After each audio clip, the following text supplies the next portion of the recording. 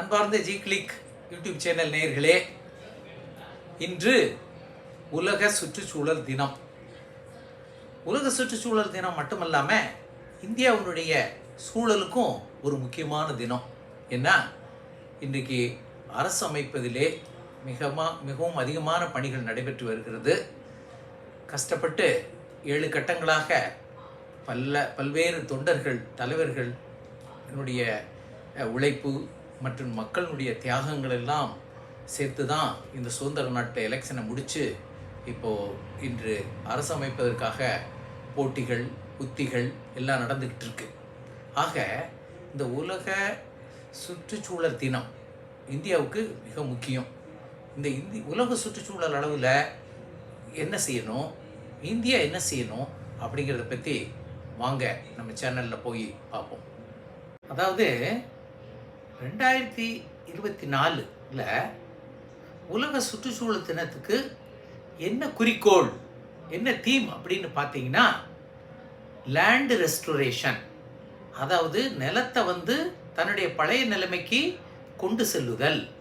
அடுத்து stopping desertification, நிலங்கள் பாலைவனமாகாமல் தடுத்தல். அடுத்து பில்டிங் ட்ரவுட் ரெசிலியன்ஸ், அதாவது வறட்சியை தாங்கக்கூடிய சக்தியை, உக்தியை, செயல்களை உருவாக்கி வறட்சியை சமாளித்தல். நேர்களே, அதாவது இந்த உலக சுற்றுச்சூழல் தினம் எப்படி கொண்டாட ஆரம்பிச்சாங்கன்னு சொல்லி சற்றே பார்ப்போமா? அதாவது 1972 ஸ்வீடனில் முதலாக ஹியூமன் என்வாயர்மெண்ட் ப்ரொடெக்ஷன் அப்படிங்கிற ஒரு கான்ஃபரன்ஸ் நடந்துச்சு. ஜூன் 5 1972 இந்த கான்ஃபரன்ஸில் யுனைடெட் நேஷன்ஸ் ஜெனரல் அசம்பிளி ஒவ்வொரு வருஷமும் இந்த நாளை பெருமைப்படுத்தும் விதமாக உலக சுற்றுச்சூழல் தினமாக கொண்டாடுவோம் என்று தீர்மானித்து அன்று முதல், அதாவது 1973 முதல் இந்த உலக சுற்றுச்சூழல் தினம் கொண்டாடப்பட்டு வருகிறது. 3 தீம் சொன்னேன். அதாவது உலக சுற்றுச்சூழல் தினத்துக்கான தீம் 3 சொன்னேன். ஒன்று லேண்ட் ரெஸ்டரேஷன், அதாவது நிலங்கள் தரம் குன்றி போயிருக்கிறது, தரம் குன்றி கொண்டிருக்கிறது.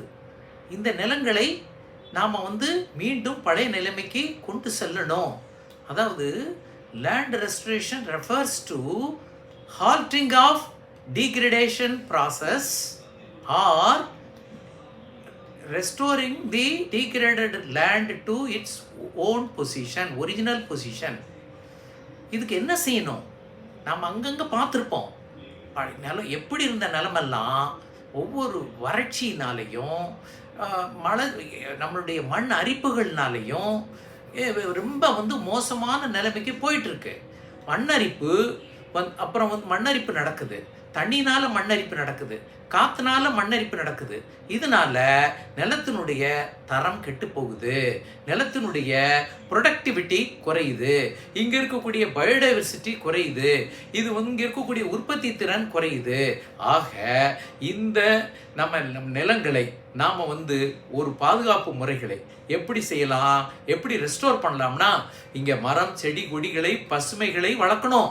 அப்புறம் சாயில் கன்சர்வேஷன் பண்ணணும், வாட்டர் கன்சர்வேஷன் பண்ணணும். அப்புறம் இரோஷனை தடுக்கிறதுக்கு தேவையான உத்திகள் எல்லாம் மேற்கொண்டால் இங்கே நிறைய பயோடைவர்சிட்டி வரும், ஈகோசிஸ்டம் சர்வீசஸ் மேம்படும், மேலும் நமக்கு இயற்கை ப்ராசஸஸ் நன்றாக இருக்கும். ஆதலால் நாம் அனைவரும் இந்த லேண்ட் ரெஸ்டரேஷனில் அதிக கவனம் செலுத்தி நம்மளுடைய நிலத்தை காத்து நம்மையும் காப்போம். 2வது தீம் என்ன? Stopping desertification. அதாவது லேண்ட் ரெஸ்டோரேஷன் சொன்னேன், இப்போ லேண்ட் டெசர்டிஃபிகேஷன். அந்த ரெஸ்டோர் பண்ணாமல் விட்டோம்னா நல்ல லேண்டு, நல்ல ஒரு வளமான லேண்டு நமக்கு ஒரு பாலைவனமாக மாறுவதற்கு வாய்ப்புகள் இருக்குது. நிறைய நிலங்கள் பாலைவனமாக மாறி இருக்கு, வளமான நிலங்கள் பாலைவனமாக இருக்குது. What is desertification? transforming fertile land into a unproductive land. That is desertification. So இந்த டெசர்டிஃபிகேஷனை தடுக்கிறதுக்கு நாம் என்ன செய்யணும்? எகெயின் நாம் இதுகளில் நிறைய பசுமையை வளர்க்கணும், வாட்டர் கன்சர்வேஷன் பண்ணணும், சாயில் கன்சர்வேஷன் பண்ணணும், நீடித்து நிலைத்த, அதாவது அந்த நிலத்திற்கு ஏதுவான விவசாயத்தை பண்ணணும். இது நிலத்திற்கு ஏதுவான விவசாயத்தை பண்ணாமல் இன்டென்சிவாக நிலத்திற்கு ஒவ்வாத விவசாயத்தை பண்ணி இதை நம்ம பாலைவனமாக ஆக்கக்கூடாது. அடுத்து இந்த டெசர்டிஃபிகேஷன் ஏன் ஆகுது? 2 முக்கியமான காரணம். climate variations and human activities are the 2 main causes of desertification. நம்ம காலநிலை மாற்றம், அப்போ மனிதனுடைய செயல்பாடுகள், இந்த 2ம் தான் டெசர்டிஃபிகேஷனை அதிகமாக ஆக்குது. அதாவது மழை பெய்யாமையே இருக்கிறது, அதிகமாக காத்தடிக்கிறது, அந்த நிலத்தை பயன்படுத்தாத ஒரு நிலம் வரும் பொழுது அந்த நிலம் அதிகமான மண்ணரிப்பு ஏற்பட்டு நீர் இல்லாமல் போய் காற்றுகளில் இருக்கிற மண்ணும் காலியாகி அது டெசர்ட்டாக மாறுது. அது மட்டும் இல்லாமல் அங்கே இருக்கக்கூடிய பசுமையை, மரங்களை, செடிகளை, கொடிகளை நாம் ஒரு மறு உற்பத்தி வரும் அளவிற்கு மட்டும்தான் அதாவது பயன்படுத்தணும். அதை மொத்தமாக நம்ம வெட்டியோ கால்நடைகளை வச்சு மேய்த்தோ அழித்து விட்டோம் என்றால் அங்கே அந்த நிலமும் டெசர்ட் ஆகிறதுக்கு அதிகமான வாய்ப்புகள் இருக்குது. ஆதலால் நம்ம கிளைமேட் வேரியேஷன்ஸ்னாலையும் மனித செயல்களால் நடக்கக்கூடிய இந்த டெசர்டிஃபிகேஷனை தடுக்க அனைத்து முயற்சிகளையும் மேற்கொள்வது நம்ம கடமை. 3வது theme drought resilience. No country is immune to drought. உலகத்தில் உள்ள எல்லா நாடுகளுமே வறட்சியால் பாதிக்கப்படுது. ஆனால் சில நாடுகள் அதை நன்றாக சமாளிக்கும் திறன் கொண்டுள்ளது. சில நாடுகளுக்கு பெரிய பேராபத்தாக அது முடியுது. ஏன்னா ட்ரவுட்னால தண்ணீர் பஞ்சம், உணவு பஞ்சம், நம்மளுக்கு ஒரு விவசாயம் விளையாது, கால்நடைகள் எல்லாம் வாழக்கூடிய ஒரு சூழ்நிலை இருக்காது, இயற்கை நடைமுறைகள் நடக்காது. ஆக நாம் ட்ரவுட்னால இவ்வளவு பாதிப்புகள் இருக்கிறதுனால ட்ரவுட் ரெசிலியன்ஸ் மெஷர்ஸ் நாம் எடுக்கணும். ட்ரவுட் ரெசிலியன்ஸ் மெஷர்ஸ்னால் என்ன? அதாவது வறட்சியை தாங்கி சமாளிக்கக்கூடிய செயல்களை நாம் செய்யணும்.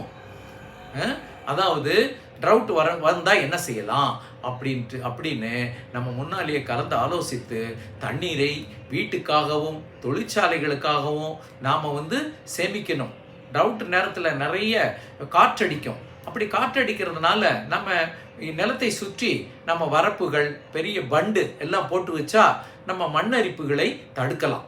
ஆக நமது food security, energy security, livelihood security எல்லாத்துக்குமே இந்த ட்ரவுட் ரெசிலியன்ஸ் மெஷர்ஸ் ரொம்ப அவசியம். இதை கண்டிப்பாக செய்வோம். இந்த படத்தில் நீங்கள் என்ன பார்க்குறீங்க? Trout resilience initiatives. NRCS can help farmers to build drought resilience measures. அதாவது NRCSனா என்ன? National resources conservation services.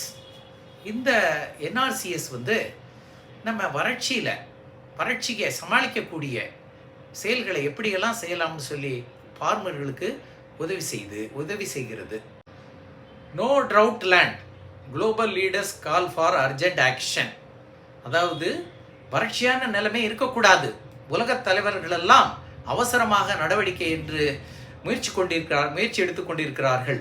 உலக அளவில் இந்த வறட்சியை சமாளித்து கொண்டு வரதுக்காக இன்டர்நேஷ்னல் ட்ரவுட் ரெசிஸ்டன்ட் அலையன்ஸுங்கிற ஒரு அமைப்பு இருக்குது. இதில் 195க்கும் மேற்பட்ட கண்ட்ரிகள், அதாவது நாடுகள் இதில் உறுப்பினர்களாக இருக்குது. ஏன்னா வறட்சி என்பது யாரோ ஒருத்தருக்கு மட்டும் பாதிக்கிறது இல்லை, உலகத்தையே பாதிக்குது, நாட்டை பாதிக்குது, ஊரை பாதிக்குது, குடும்பத்தை பாதிக்குது, தனி மனிதனை பாதிக்குது, மிருகத்தை பாதிக்குது, நம்முடைய பயிர்களை பாதிக்குது. ஆதலால் இந்த கவுன்சில் மூலமும் நிறைய நடவடிக்கை எடுக்கப்படுகிறது என்பதை நாம் தெரிந்து கொண்டு இதற்கான ஒத்துழைப்பையும் நாம் நல்குவோம். அடுத்து நீங்கள் பார்க்குறது form distress. 42% of India is now and then suffering on drought. அதாவது 42% இந்தியாவுடைய 42% உள்ள விவசாயங்கள் அதாவது இந்த வறட்சியினால அப்புறம் எப்பயாவது பாதிக்கப்பட்டு கொண்டே இருக்கிறது. தொடர்ந்து மழை வந்தாலும் பாதிப்பு, வறட்சியானாலும் பாதிப்பு. அதை எப்படி இருக்குங்கிறத இந்த படத்தில் நீங்கள் பாருங்கள். யுனைடெட் நேஷன்ஸ் ரிப்போர்ட் என்ன சொல்லுதுன்னா, India is highly vulnerable to trout. அதாவது நம்ம யுனைடெட் நேஷன்ஸுடைய அறிக்கை என்ன சொல்லுதுன்னா, இந்தியா வந்து வறட்சிக்கு அதிகமாக தாக்கப்படுவதற்கான வாய்ப்புகள் இருக்கு. மேலும் யுஎஸ்ஏ வந்து vulnerable to drought, whereas drought is catastrophic for India. அதாவது யுஎஸ் வந்து இதனுடைய தாக்கங்களால் பாதிக்கப்படும், இந்தியாவுக்கு வறட்சியினால் ஆபத்துக்கள் அதிகமாக இருக்குன்னு சொல்லப்பட்டிருக்கிறது. வறட்சியை பற்றி ஒரு ஆய்வறிக்கை என்ன சொல்லுதுன்னா, இந்தியாவில் உள்ள 60 மாவட்டங்கள் வறட்சியை தாங்குற நிலைமையிலேயே இல்லை. ஆக முன்னோடி நடவடிக்கைகள் எடுத்து நாம் அங்கு வறட்சியை தாங்குவதற்கான முயற்சிகள் மேற்கொண்டு அங்குள்ள மக்களையும் கால்நடைகளையும் இயற்கையையும் நாம் காப்பாற்ற வேண்டும். அதை நீங்கள் இந்த படத்தில் பார்த்து தெரிஞ்சுக்கோங்க. இந்தியாவில் 96.4 மில்லியன் ஹெக்டேர் பாழடைஞ்ச, அதாவது டீக்ரேடட், தரம் குன்றிய நிலங்கள் இருக்கு.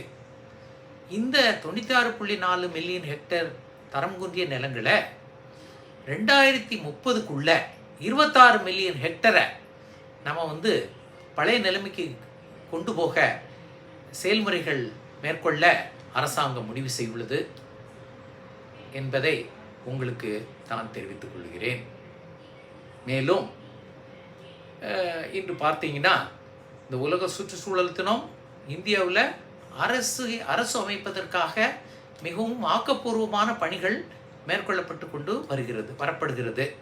அதாவது பார்த்தீங்கன்னா, மக்கள் பயங்கரமான சிந்தனையாளர்கள். இந்த நாட்டினுடைய டைவர்சிட்டி, அதாவது பன்முகத்தன்மை இந்த தேர்தலில், இந்த எலெக்ஷனில் சிறப்பாக வெளிவந்திருக்கு. யாருமே நான் உயர பறப்பேன், பறந்து கொண்டே இருப்பேன், நான் கீழே வரமாட்டேன் என்று கூற முடியாது என்ற கருத்தை ஆணித்தரமாக மக்கள் எடுத்துரைத்துள்ளார்கள். நன்றாக செயல்படுபவன் பறப்பான், பறந்து கொண்டிருப்பான், இறங்குவான், மீண்டும் பறப்பான் என்பதை அவர்கள் அரசியல்வாதிகளுக்கு மட்டுமல்ல, அதிகாரிகளுக்கு மட்டுமல்ல, அனைத்து மக்களுக்கும் தெளிவாக்கி உள்ளார்கள். திருவள்ளுவர் வந்து ஒரு திருக்குறளில் இந்த செயல்களை பற்றி என்ன சொல்கிறாருன்னு கொஞ்சம் பார்க்கலாம். வாரி பெருக்கி வளம் படுத்தி உற்றவை ஆய்வான் செய்க வினை. அதாவது வாரி பெருக்கி வளம் படுத்தி உற்றவை ஆராய்வான் செய்க வினை.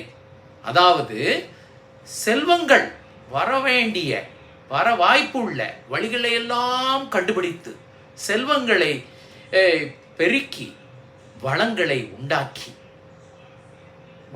உண்டாக்கி அந்த வளங்களின் மூலம் சுற்றுச்சூழலையும் மேம்படுத்தி மனித வாழ்விற்கு தேவையான நல்ல ஒரு ஆட்சியையும் கொடுக்க வேண்டும் என்று திருவள்ளுவர் கூறுகிறார். இந்த குறளில் பார்த்தீங்கன்னா, நீங்கள் வளத்தை பெருக்கி வளம் வருவதற்குண்டான வழிகளை கண்டறிந்து வளத்தை பெருக்கி நாம் வந்து அரசாங்கத்தை நல்ல முறையிலே ஒரு ஆட்சி செய்து மக்களையும் சுற்றுச்சூழலையும் பாதுகாக்க வேண்டும் என்றால் மட்டும் போதாது.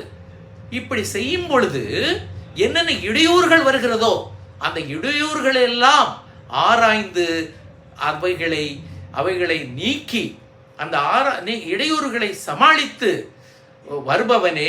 சமாளித்து நல்ல திறம்பட மீண்டு வருபவனே ஒரு செயல் செய்ய தகுதியானவன் என்று திருவள்ளுவர் கூறுகிறார்.